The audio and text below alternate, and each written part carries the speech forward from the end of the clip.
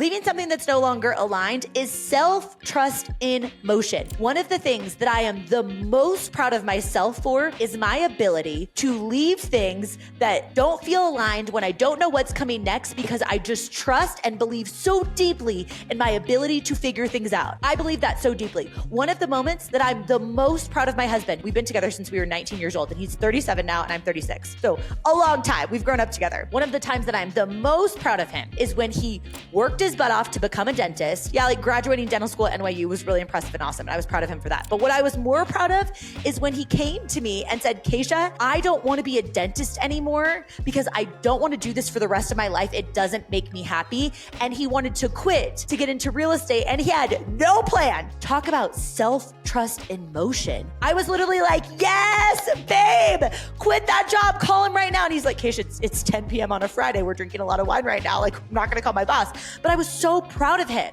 because that's what it is. Quitting something that doesn't feel aligned and trusting that you'll figure it out. Of course, there's a little bit of an asterisk. Like, obviously, I'm not someone who's like, quit your job, jump and the net will appear. But like quitting something or making a plan to quit something because you just know that it's not for you anymore, that is such a beautiful gift to give to yourself. What's up, girl? I'm so excited that you are here for part 2. I wanted to break this episode into 2 separate parts simply because the first episode, I wanted it to just be like, I'm back, I'm excited, and share with you a little bit of what's been happening for the last 6 months since I haven't been recording episodes for this podcast. Of course, our personal news that we are pregnant with baby number 2 after one hell of a fertility journey the last year, and even tell you a little bit about like my career in business. I'm moving into the real estate space. I shared that I'm going to be taking my test to become a licensed Colorado agent the first week of January, which is a pivot. I mean, we've been investing in real estate for almost 4 years, but it's a pivot from things that I've created because I've done so much courses, masterminds, events, one-on-one coaching, all that stuff in the past. So this is going to be fun because I'm going to be new at something again. And I'm really excited to challenge myself. But I wanted to give you the updates. And in this episode, I wanted to tactically talk about a few of the things that I've learned along the way in hopes that it can help you in some way. Because to be honest with you, 2025 for me was a year where I just was really confused a lot of the year. Part of it was just what I was going through like personally and just feeling like, okay, if I could start over, what would I do? If I could build anything now, what would that be? And sometimes I was just left with question marks. And then sometimes I would start something, see if that was my thing or let myself kind of like play it out. And I just learned so much. So I actually wrote down on the notes section here a couple of lessons that I wanted to share with you that my hope is that me just talking about this and normalizing conversations around this can get your mind kind of turning, especially because it's end of the year if you're listening to this episode in real time. And I think sometimes we're often thinking about how we want to set ourselves up for the new year. And hopefully this will be super helpful for you. So the first lesson that I learned that I think a lot of us as high achieving, ambitious women need to learn, honestly need, is you often can't recalibrate while you're sprinting.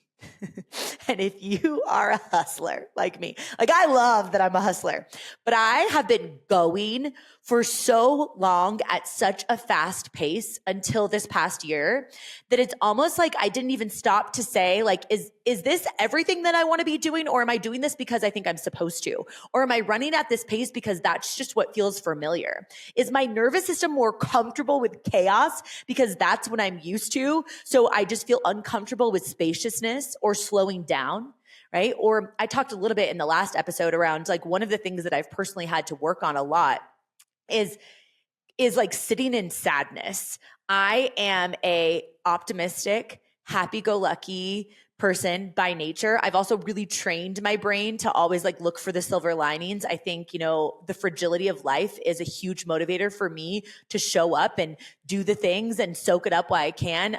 We lost 2 friends at age 30. I've shared that a lot on the podcast. And that's just always like, since that happened, that's just always been in my mind where I'm like, you just don't know how much time we have. So like, enjoy it, soak it up, have fun, like find the good. But I do think it was really powerful for me to slow down so much that I had to question my own identity.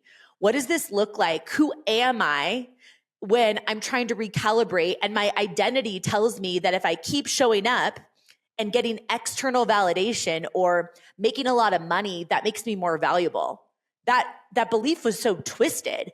But I've been making a lot of money as an entrepreneur for the last 11 years. I have, had a big podcast that had a lot of reach. So I was getting a lot of validation from these external things that I didn't realize until I slowed down how much I had to really like pull at the thread and say like, who is Keisha? If Keisha, although I identify as an entrepreneur because I like have a bazillion, if you need a business idea, I got like a bazillion a day. Seriously, my husband's just like, but truly, right? It's like, I do identify as an entrepreneur, but I had to pull at the string of like, I make X amount of money. So because of that, I'm more valuable. Or, I'm used to like people telling me that I impact their life, all the time in a positive way. What if I'm not getting that validation? What does that mean for me as a person? And that was so crucial for me. And I'm not saying that you need to learn those specific lessons, but those were really interesting lessons that came up for me. In addition, one that I'm sure you can connect with is how much I correlated my productivity with my worth as a human. Right? Like, I won't lie. I'm the girl that loves to make a to-do list and I like to cross off the things that I've already done. Like if I shower and I blow dry my hair, I'll put this as like 2 separate things on my to-do list. And then I'll cross them off after I've already done them to be like, damn, I am killing it. And in some seasons, I do think that's important, especially like newborn season. You just got to clap if you're like up and you got yourself dressed, right? But honestly, like, as much as I care about productivity and I do like feeling like I'm moving the needle forward, when I was in a mode where I slowed down and I spent a lot of time with our toddler and I wasn't creating all of these things in my business and putting a ton of stuff out into the world, I had to stop and say like, am I being productive? And I was being so productive because in that season, what I really wanted to do was focus on being present with my son. And I had this vision. One of my biggest goals in life is that my son looks back on his childhood and says like, my mom loved being my mom. And so for me, I know that my presence is so productive because that's fulfilling one of my biggest goals. And he gets a mom that's so present and I feel good when I'm present, but it doesn't always feel productive to sit in the grass and play, with like Legos with your 2-year-old. But I had to really like unwind that. And I'm sharing some of these very specific examples with you because these are some of the things that I had to learn about myself. And after taking that chunk of time to slow down a lot, now I'm excited to come in as this upgraded version of me who's got a different perspective on why I'm doing the things that I'm doing and why I want to grow and be challenged in different ways. So for you, I think that can be really helpful to even ask yourself, like, is it worth it for me to step away from something good so I can hear my own voice again? Or so I can let some of the things that are uncomfortable about me come to the surface when I slow down. For a lot of us that are really ambitious, that have been going at 1,000,000 miles per hour or saying yes to everything because we've got these underlying people-pleasing tendencies that we got from us, from society or our parents as little girls, when you start saying no to things or you give yourself more space, sometimes it can actually feel uncomfortable. Right? How many of us would say that we're uncomfortable with rest or we feel like we have to validate our rest? I remember even growing up, my mom and I have a great relationship, but I look back and I remember how she would be like, I'm going to just sit on the couch because I did X, Y, Z. And I noticed that same pattern in myself. Well, okay, I'm going to relax for a second because I've accomplished X, Y, Z. No, like you could just relax for a second. I want my son to see that model to him too, So things to think about, like asking yourself, if I stopped doing blank for 30 days, would I maybe get more clarity because I just have the spaciousness to think about what I want? Because pausing is not quitting. And I'm going to get into quitting in a second, but I think a lot of us have a hard time with quitting. Like I closed empowerHER and I wasn't sure, to be honest with you, if I was going to reopen empowerHER again. Or if I would create another podcast. Spoiler alert, I did both. Keeping you on your toes, keeping myself on my toes too. But sometimes pausing something just for a second to give yourself more space is so valuable. But often we don't give ourselves permission because we want to wear busy like a badge of honor, or we think that there's something wrong with us if we quit. But girl, again, you just don't know how much time you have. So if you feel like you're running around like a chicken with your head cut off, asking for help is incredible. And I've said this before, but I think sometimes we need to hear this, especially as women. You know how good you feel when you get to help someone. right? When they say like, because of you, I feel so much better about myself, or thank you so much for helping me with this, XYZ. It feels so good to you. If you don't ask for help, you are robbing somebody else of the feeling that feels so good in their body from getting to help you. And if you're an ambitious go-getter who says yes to people all the time, there are so many people that would love to help you, but you're just not asking. So maybe it's slowing down. It's taking something off your plate and just reminding yourself that it is really hard to recalibrate and really hard to get clarity when you are sprinting and going full speed, right? So that was one lesson that I learned. And I mean, there's like 800 million branch off lessons, but just high level, something to think about, maybe applicable in your life. Maybe you're hearing this and you're like, my sister needs to hear this from this girl, Geisha. I need to send her this podcast, even if she's not a podcast girl, or one of your friends. You want to like subtly send her this because you know that she needs to get that reminder. We all need this reminder sometimes. Different seasons when we're sprinting and we just don't feel like we have the spaciousness to ask ourselves what we really want, right? And on that, what we really want. Another lesson that I learned that's a little bit more tactical that will hopefully be valuable for you is that confusion isn't a red flag. I actually believe it's like a nudge from the universe or God to your next chapter, right? Call it whatever you want to call it. It's a nudge to your next chapter. And I think for me, the confusion that I felt this last year, more confused than I've ever felt as an entrepreneur, or honestly, like in my life that I can remember, just feeling really confused. And part of it, I think, is because my identity was evolving faster than my current reality. Like I just felt like I was changing so much. I was thinking so differently about things. Like I was, a new mom, thinking about growing our family. I've been an entrepreneur. I had all these ideas. Like it just felt like I was confused. And instead of saying like, why am I like this? I'm so frustrated that I'm confused. Like we've got to be so cautious with those labels, right? Especially conditional labels, saying like, I'm confused, quote unquote, or quote unquote, I'm stuck. And that just puts you in the situation where your brain is looking for all the evidence to support that thought to be true, or that statement or that label to be true. And it's just not helpful. When I was telling myself I'm confused, I was like looking for all the reasons why, like, oh, see, you're confused about this, you're confused about this, you're confused about this, you don't know the timeline here. And it just didn't feel good, right? Or I'm stuck. I feel often that's something that so many women say, like, I just feel stuck, right? I just feel unsure of myself. Well, let's not feed that label. Instead of saying like, why am I like this?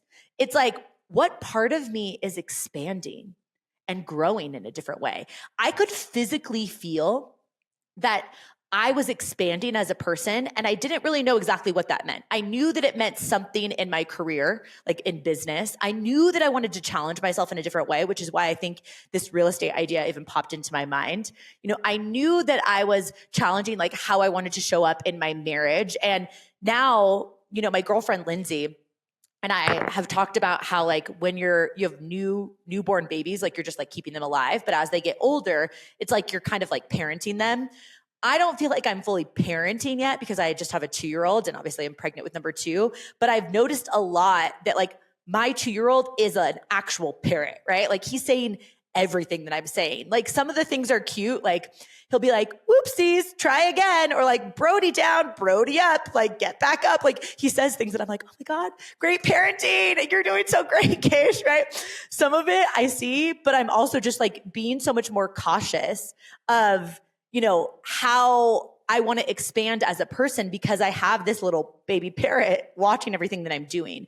So I feel like if we label confusion as a red flag, or we label stuck, or we give ourselves this like, I just don't know what I'm doing, and give this season a label that doesn't serve us, it can be really unhelpful and not productive or supportive. When in reality, it's a nudge towards your next chapter. Instead of saying like, why am I like this? Like what part of me is expanding and getting excited about this expansion?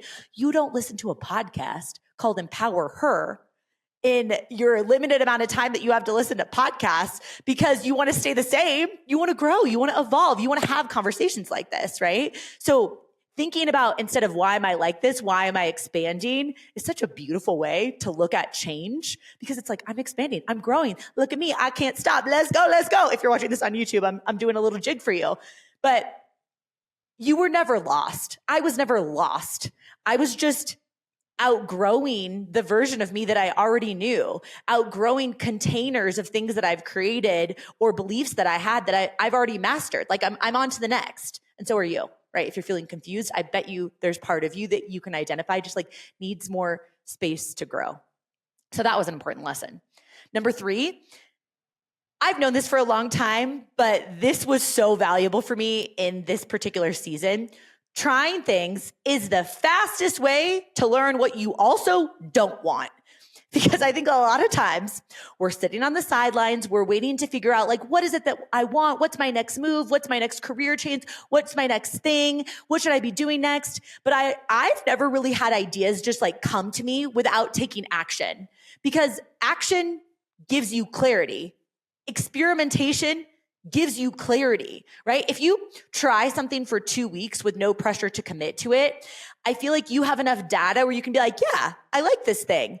I'm not saying you're going to be good at it, right? Because we normally suck at things that we do for the first time. And like, that's kind of sucky in itself, like to start and be like, wah, wah. But if you're not good at something, but you like it, you'll keep putting your reps in. But if you're not good at something and you don't like it and you've tried it for a couple weeks, you've probably got enough clarity and you can check it off your list to say like, nope, that's not for me. Or if it just doesn't feel right. Often I like to ask myself, does this expand me? Like, do I feel like, ooh, or does it drain me? I say the same thing about people, to be honest. It's how I've like made my girlfriend group and how I've determined like who I'm close with and who I'm not. Like, how do I feel when I leave that person? If I feel expanded and excited, oh, I want more of that, their time, right? I want more time with them. If I feel drained, especially in this season, being pregnant with a toddler and like in this expansion mode business-wise, I am not giving them a second of my time. And it has nothing to do with them. It's how I feel about myself when I leave them. So permission to also just like take inventory on your community. But really, like for me, I learned pretty quickly, Rentup wasn't working. I had to come in as a co-founder. We had to change the website. We had to give me my lane. I had to start thinking about who I was hiring. I had to do all of these things to like fully immerse myself. And then I realized I don't want to build this business Rentup with my husband. He is crushing it on his own, building it. He's supposed to be the founder of that company, but I had to try it on for size. And I had to go down the path towards fully committing to it to realize, this is not for me. That's not a failure. I got the feedback and I got the data from going down the path long enough, right? Same thing with the seasons. You know, I shared on Instagram stories when I mentioned that this podcast was coming back and I was recording an episode. I got so many DMs from women that were like, thank you for being so open about your pivots, right? Like I created a cover, did a whole dang photo shoot and like branding and all this stuff for a brand new podcast. And I only released 4 episodes of it because after the 4th episode, when I went to record the 5th episode, I said, you know what? This is not what I'm supposed to be doing. That does not mean it was a failure. That means I had enough data.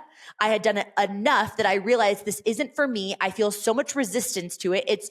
It doesn't feel like it's expanding me in the direction that I want to go because I don't feel like I get to talk about everything that I want to talk about like I do here on empowerHER or talk with whoever I want to talk about because I was looking for like, okay, now I only can talk with moms and I can only talk about this. It just didn't feel right for me. Not a failure. I tried it. And that was the fastest way to learn that's not what I want for this season. So permission to you, right? To give to yourself. Maybe you just need to try some more shit and be like, not for me, and not make it a thing in your head. Like, oh, I waste so much time doing that. I did not waste time creating the Seasons podcast and going down that path and telling everybody about it and all this stuff. I did not waste too much time. I learned what I need to learn that I couldn't have possibly learned had I not done that. And maybe there's something right now that you're mildly curious about that you could entertain and detach from the outcome that it has to be the forever thing because the feedback might tell you this is not for me. And then you know, right? Okay, lesson number 4. Oh, by the way, I have 5 of these. No, I have 6. Okay, lesson number 4. Alignment shifts when you shift. And I know this, but like you're allowed to evolve, right? Your desires are allowed to change. I feel like I'm a professional pivoter, but if what used to feel aligned for you feels like an obligation, or if you're doing something because that's what you know, that's what you've been known for, that's what's comfortable for you, but you're feeling pulled towards something else, it's worth just trying on what would be fun. Like, wouldn't it be cool if I could create this? Wouldn't it be fun if I could do this? I've always wanted to do X, right? Like in the last 6 months, I joined a startup, which is something that I've always wanted to do as a co-founder with my husband. It wasn't right for me. It wasn't the right business for me. He's supposed to do it on his own. I wrote a children's book. I loved writing a children's book. I did it in a month. I had been telling myself since I first became a mom, and I read The Giving Tree. Oh my God.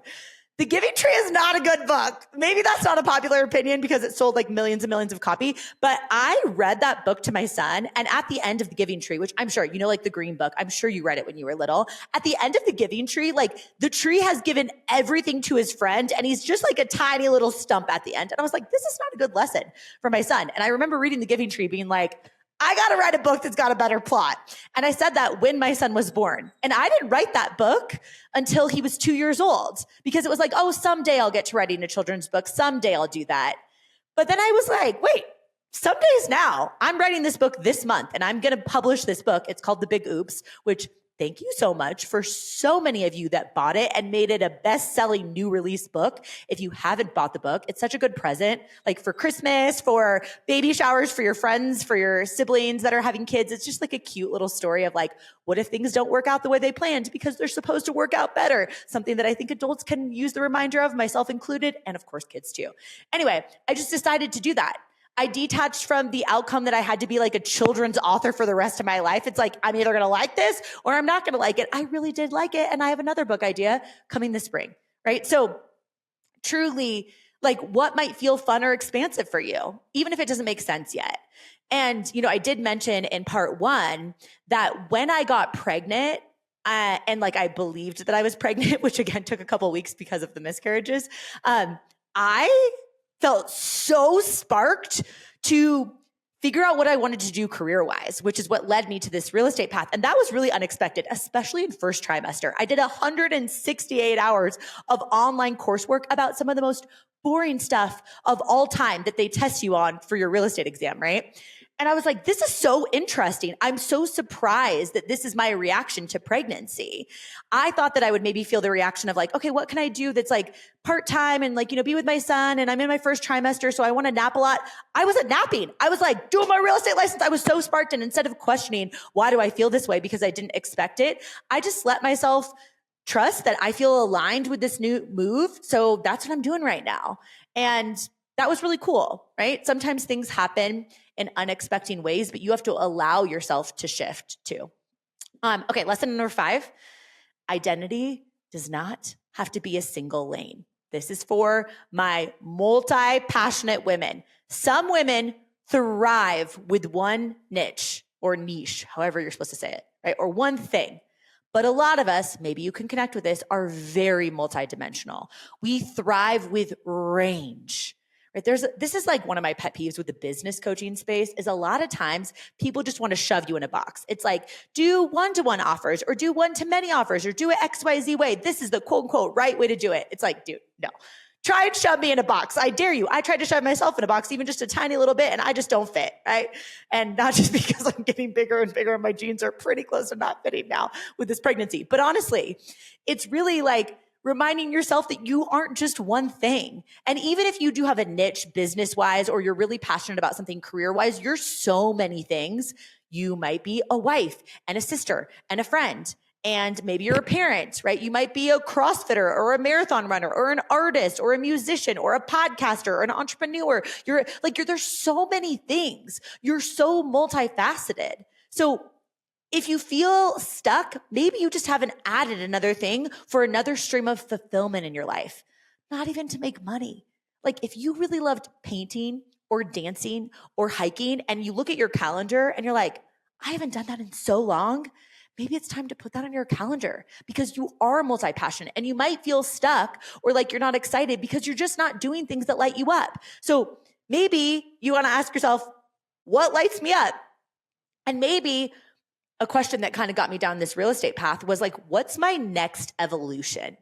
What do I feel like for me was a business that I'd be excited about that I think is important for me to grow into when I'm in this stage with 2 kids, right? Like part of the reason I was drawn to real estate is because there's just so much changes with AI that I, in my mind, have been like, physical people need physical houses and physical places to vacation, no matter if they like live in the metaverse or like all this weird stuff that's happening, right?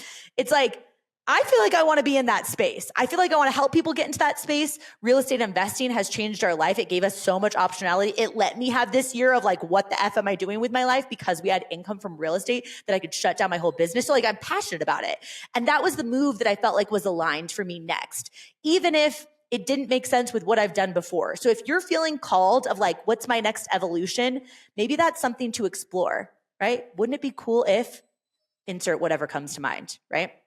Another thing too, I've talked to a lot of women that like want to create businesses for many years. I've been an entrepreneur for 11 years. So I've talked to so many women where sometimes we don't even notice like what we're good at. I remember I had a woman in a mastermind that I hosted like a year and a half ago who is so good at LinkedIn. Her name is Caroline. Shout out to Caroline.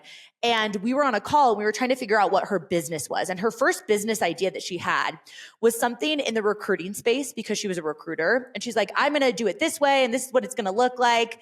And I was watching her non-verbally because we were on a Zoom call. And I was like, she is not lit up about this. And like, yeah, it makes sense on paper. But honestly, just full transparency. And I was like this to her because she's really good at just like getting blunt feedback. I was like, girl, you're not lit up about this. This is not going to monetize well. You're not going to stick with this consistently. What you're really good at is helping women build personal brands on LinkedIn. Double down on that. That could be huge.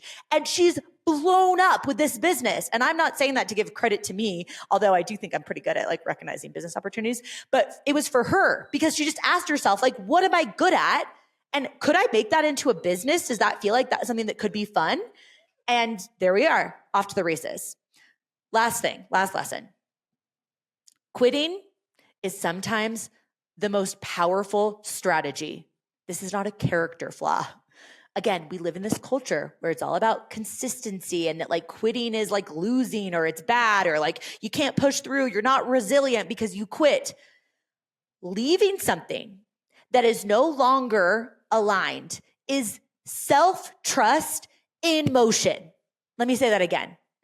Leaving something that's no longer aligned is self-trust in motion. One of the things that I am the most proud of myself for is my ability to leave things that don't feel aligned when I don't know what's coming next because I just trust and believe so deeply in my ability to figure things out.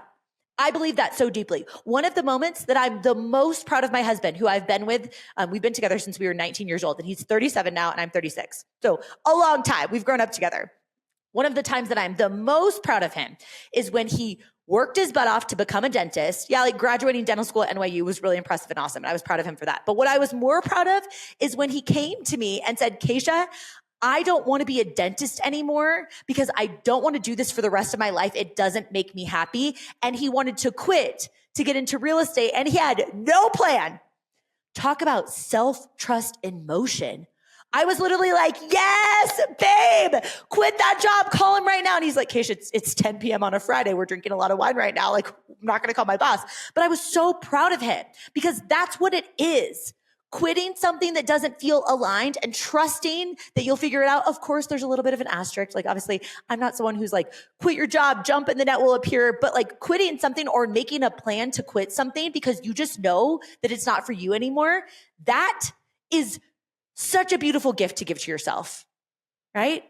And a powerful question to ask yourself, honestly, is like, if guilt wasn't a factor, I'd walk away from blank. If guilt wasn't a factor, I'd walk away from blank, right? And maybe right now, what you need to do is take inventory on some things that just need to go in your life, that you just need to quit. If you've been doing the same type of workout for a really long time and you just like hate that workout, why are you doing it still? Try something new, right? If you've lived in a city that every single day you're like, I hate living in the city. What's your plan? What is your plan to leave? And I say this with so much love for you, right? If we've been connected for a long time, you know, like we've lived in Seattle and New York City and then San Diego and then Austin and now we're in Denver. And it's like, when it didn't feel right, we left.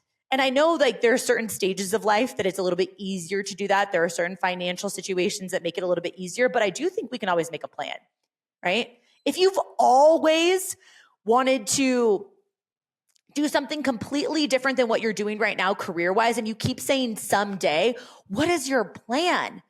Quitting can be a strategy to do something that's more aligned. Just because you've been doing something for a bazillion years doesn't mean that's what you have to do for a bazillion more years, right? We don't have time. We don't know how much time we have. So we don't have time to keep doing shit because we think that we're supposed to be doing it if it doesn't feel right for us. Permission to evolve at any point in time. If you can hear my dog in the background, she's just like very excited about this topic. Her name is Lizzie. But truly, you're not behind. You're not flaky. You're evolving, right? You get to surprise yourself again with life and maybe some ideas that you've had that you're like, Keish, like, what's the thing that if you and I were sitting together having spicy margaritas, or right now I'm not drinking, right? So we're having coffee. We're having, I don't know, almond milk lattes. You have whatever you want. I don't need to decide what coffee you have. You have whatever you want. Okay. We're sitting having a drink and you like, could be like, Keish, I would love to do X, or I've always been curious about trying XYZ. It doesn't have to be a business. It doesn't have to be a career change. Like you've just always wanted to be on a pottery wheel and make a cup with a handle, which by the way, I've done a pottery class and like those handles, like making the little handle part is actually quite hard. Okay. But truly, if there's something that you've just been wanting to do, maybe 2026 is the year that you just do it. You get to pivot when people don't get it. You get to make your one shot here a life that you're really excited about. So I'm excited to be back on this mic to talk about a wide variety of things, what to expect, weekly episodes dropping every Monday. As always, raw, come with me, let's figure out life together style, pull back the curtain, honest conversations, guests from all walks of life, not just moms. I'm going to obviously be talking about my real estate journey. But if you're interested in real estate specifically, my husband and I have a podcast called Get Investing, GHET, like our last name, Get Mary, that we're restarting the first week of January with weekly episodes to talk about that. So I'm not going to get into like nitty gritty real estate on this podcast. That's not what it is. This is a personal development podcast, right? And of course, just like hype girl pep talks and mindset and business and relationships and career and health and all the good juicy stuff. So thank you for being here with me on this journey. Also, if you have not subscribed to the YouTube channel, all of these episodes go on YouTube. And there's also some fun like video content that I'm going to put on YouTube. So head over to Keisha Get Mary, hit subscribe. Thanks again for being here with me on this crazy roller coaster. And I'll see you next time.